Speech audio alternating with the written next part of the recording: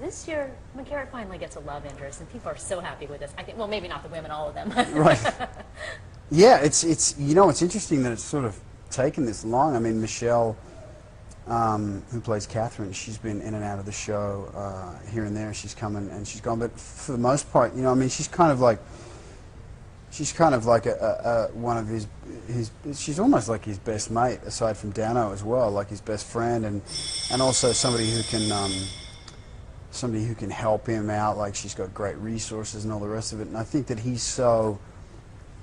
comes from such a fractured home, and you know, the stuff with Mum disappearing. Now the stuff with Mum coming back, it's almost like it's a whole nother layer of mistrust and difficulty to be intimate and all the rest of it. But I think, I certainly hope that they don't make it easy for him to just fall into a relationship, because that would make sense, you know. I mean, he needs to struggle with that a bit, I think.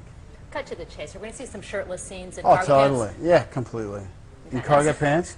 No, I think it's just shirtless with no pants. Well, that's what they were telling me. I don't know. I mean, that works, I'm happy to do that. You shot those scenes yet.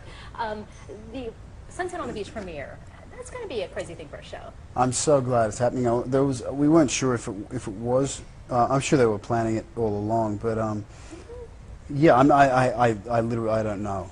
But we were all pushing for it. I mean, it's such an important night for not so much the show, but for the people here, for Hawaiians, for fans on the island, you know, and for the locals that put up with us shooting all hours of the night and borrowing their houses and their businesses and their streets, and you know. But it's great. It's such a wonderful night. You know, I really look forward to it. You know, we get to sort of put on some nice clothes and talk to people and watch it on the big screen as well. And when you watch, I think it's like it's a reminder at the beginning of each season. It's a real reminder of what we're making, and it's almost like we make a little movie every week. You know, I mean, when you watch something on the big screen, it really shows the quality of what you're doing. You know, or the opposite, you know, and I'm always impressed. You guys do such an amazing job with the action, but it seems like you also have fun on set. Who's most likely to laugh during a take when you have to reshoot the scene?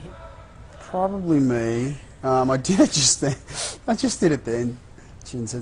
Daniel said something very funny, but no, I think we're all pretty it's a pretty even keel with that stuff. Scott holds it together more than he's very dry. He's got a really dry sense. We all have a pretty dry sense of humor, but he can hold it together. But I laugh a lot. Mm-hmm. Yeah. I also asked everyone else, who's the biggest rascals on set, or who's the bigger rascals on set? Is it you guys, or is it your dogs? Oh, the dogs for sure. I mean, the dogs are out of control. It's like, as you've seen today, it's a very dog-friendly set. There's dogs running around everywhere. Mine's in solitary confinement at the moment for bad behaviour, which is an air-conditioned trailer, by the way, with plenty of food and water. But yeah, they sort of run around and get into all sorts of trouble. We tape up they've got little jingle jangles on their, you know, their name tags, and they're like, they're little little badges of excellence and stuff, you know, on their collars, and they jingle around, so we tape them up during takes so they're quiet, but that allows them to kind of disappear because we can't hear them running away. Yeah. And yeah, they're rascals, they're naughty, but anyway, I mean, Scott's dog Dot is kind of the matriarch. She sort of runs the show. My little girl Dusty, she's a 1.5 years old, so Dot will play with her, but then she sort of puts her in a place, and it's funny. It's a hierarchy for sure. I know you said you're going to be a dad again. Tougher thing to be this big action star, or to be a dad again in diaper duty? Oh man, I mean, I'm not worried about diaper duty. Well, I'm a little bit. I mean, who wants to change a diaper? But it's more. I mean, I think it's going to be the sleep thing for a little while. You know, I'm sure he's going to. If he's anything like me, he'll want to sort of just fix things all night and do stuff. You know, I'm really like that. When everyone goes to bed, I'm like, right, now, what of all the, I would go to my to-do list, and I'm like, oh, there's so much I could do. So I'm sure he's going to be like me. But I mean, being a dad's the hardest and the greatest job in the world. The only job harder is being a mom. You know, that's the hardest job in the world. But you know, I mean, I've got a 15-year-old, Malia's got a 3.5-year-old, and we got the new one. So it's going to be, they're all boys, so it's a man factory at my house. She's and outnumbered. she's Gotta out. deal with it. She's a tough broad. You know, we're all scared of her. I guarantee you that. So we'll do what we're told. But yeah, look, it's the greatest thing ever. You know, I'm very excited to be a dad again. You know, it's been the last 15 years have been the greatest years. I mean, it's a little less than half of my life, but I had Saxon very young. But it's I'm thrilled. You know, I can't wait to meet my new son, and I can't wait to. And I'm going to have a little Kamaina baby. You know, I mean, I don't know. That's unreal. Yeah, I feel a bit emotional. It's the biggest thing happening in my life right now.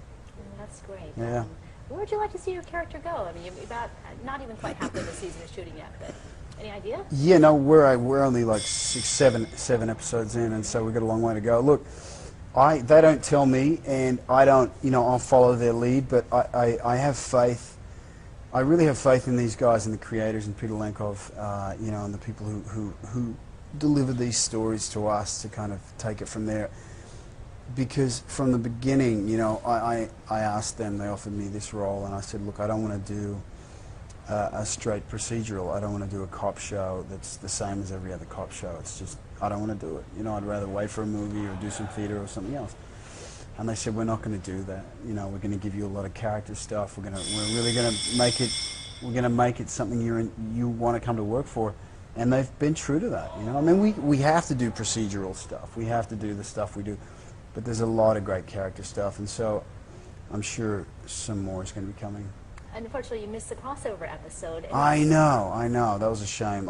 Those boys are great. You know, I know Chris and LL, and I don't know, maybe that's what happened with LL beating up the guy that came into his house. Maybe if I was part of the crossover, maybe he was angry about, you know, not being able to work. I think that had to have been it. I think it had something to do with it. But no, hopefully we do something like that again too, because I would love to work with those guys. But I kind of have this feeling we're not going anywhere. I don't know why. I just have this feeling we're sort of here for a while. So, you know, we could do a crossover on Sunrise, our morning newscast. I'll kick out my co-anchors. Fantastic. You and We Scott can Hahn come in. Can we bring guns? Yes. What about dogs? Yes, of course. We would have so much fun, right? Yeah. Well, they can come in here and put this on and do the blah blah. Okay, yeah. I can make that happen. Well, Are I'll you be down there. for real? Yeah. Can we drink coffee and eat, you know, baguettes and stuff? Yeah. Malasadas. Malasadas? Yeah. I'll do it. You're in? I'm in. You know, can you do me a favor? It's actually our newscast. We're going to have our 5th anniversary since it's 5-0. Can you, wish us a happy anniversary from 5-0? Yes. I'm Alex O'Loughlin from Hawaii 5-0, and on behalf of all of us here at 5-0, I'd like to say happy 5th anniversary and many more. Yay. Thank you so much. How was that? That was fantastic. Was it sincere? I think so. Did you believe Did it it? feel sincere? It did. It really felt sincere. Can you do a Bukundano for us? Are you No, out of practice? I will not do a Bukundano? I absolutely refuse. For real? What about the music, the Hawaii 5-0 theme song? You want me to sing it? This No, is no. outrageous. What's happening? No. Do you love it, or are you kind of like, okay? No, I love it. Look, it's so iconic, you know. I mean, when I hear it, I cringe a little bit, only because it's usually on an airplane, because I don't watch the show anymore. I mean, I watched it in the beginning, and once I knew what we were, I was like, okay. And I don't not watch it because it's not good. I don't watch it because I can't look at myself for that long without losing my mind, right? But when I hear it, it's usually when I'm sitting on a Hawaiian Airlines flight, and when it comes on, people go, "Hey, buddy, hey, what do you get?" Hey, and they change seats, and then it's on. You know? And so any work I've got to do or anything, it's out the window. And You can blame that. you know. All right, Alex, thank you so much. Such a pleasure. Mahalo Pleasure. and congratulations. Aloha.